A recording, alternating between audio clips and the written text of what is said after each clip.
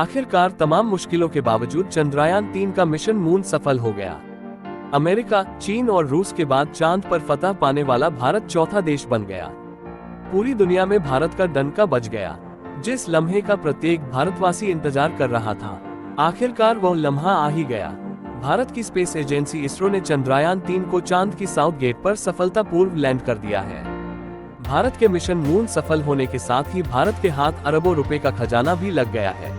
दरअसल भारत की space agency ISRO काफी लिमिटेड बजट के साथ काम करती है। अमेरिका, चीन और रूस के बाद भारत मिशन मून पर सफलता हासिल करने वाला ऐसा चौथा देश बन गया। साथ ही भारत चांद के दक्षिण पोल पर सॉफ्ट लैंडिंग कराने वाला दुनिया का पहला देश बनकर इतिहास रच दिया है।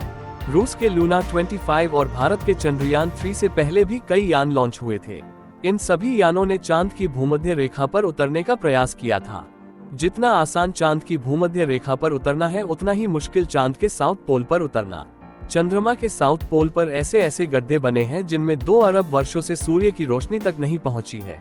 इन जगहों का तापमान -230 डिग्री सेल्सियस तक कम हो सकता है।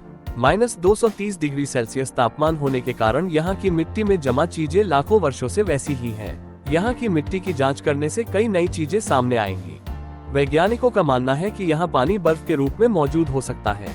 चंद्रयान 3 की रिसर्च से सौर परिवार के जन्म, चंद्रमा और पृथ्वी के जन्म के रहस्यों जैसी कई बातों का पता चल सकता है। भारत के इसरो ने 25 सितंबर 2009 को चांद पर पानी होने की घोषणा की थी। अगर चांद पर पानी है तो वहाँ बेस भी बनाया जा सकता है। वहाँ इंसानों को बसाने की प्लानिंग भी हो सकती है। ऐसे में चंद्रयान 3 द्वारा की गई खोज काफी अहम होगी। इसरो ने जिस हैवी लिफ्ट लॉन्च व्हीकल से चंद्रयान 3 को लॉन्च किया है, उसका नाम LVM-3M4 है। अमेजन के फाउंडर जेफ बेजोस की कंपनी ब्लू ओरिजिन ने कुछ समय पहले इसरो के LVM-3 रॉकेट के इस्तेमाल के लिए अपनी रुचि दिखाई थी। कंपनी इसरो के रॉकेट का इस्तेमाल कमर्शियल और स्पेस टूरिज्म के लिए करना चाहती है। इलॉन मस्क की स्पेस एक्स जैसी कई कंपनियां चांद तक ट्रांसपोर्ट सर्विस देना चाहती हैं। वे इसे एक बड़ा बिजनेस मान रही हैं। चंद्रयान 3 द्वारा खोजी गई जानकारी हमारे मून इकोनॉमी के लिए बड़े दरवाजे खोलेगी। दुनिया के प्रत्येक देश को चांद की जानकारी चाहिए, लेकिन चांद पर रिसर्च करना आम बात नहीं है। इसलिए इसरो द्वारा भेजे गए चंद्रयान 3 से जो डेटा मिलेगा, उससे हमारी मून इकोनॉमी में साल 2040 तक $4200 करोड़ के होने का अनुमान है।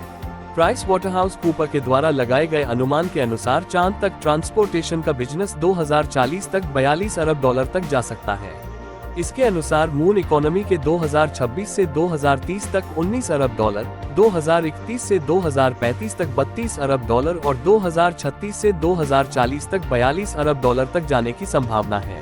इसके साथ ही अब भारत के पास जो डेटा आएगा, दुनिया के अन्य देश उस डेटा को रिसर्च के लिए भारत से करोड़ों डॉलर में खरीद सकते हैं। इससे वे बिना चांद पर जाए अपनी रिसर्च कर सकते हैं। चांद पर पानी मिलता है तो उस पानी से ऑक्सीजन बनाई जा सकती है।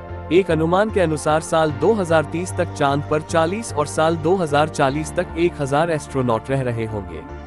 Bureau report. जागो इंडिया जागो।